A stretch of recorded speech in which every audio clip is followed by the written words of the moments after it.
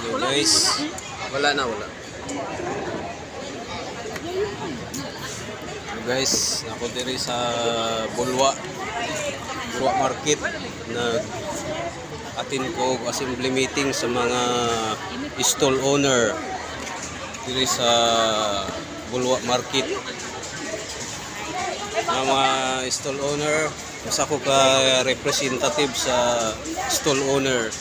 Ang tag-iya tuwa dito busy kayo, ako ang gisugo niya muattend sa assembly meeting.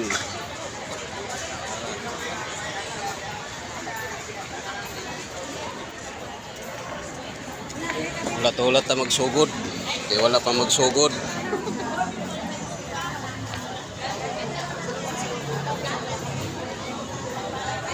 Daghan kayo mga tao, ang uban ani mga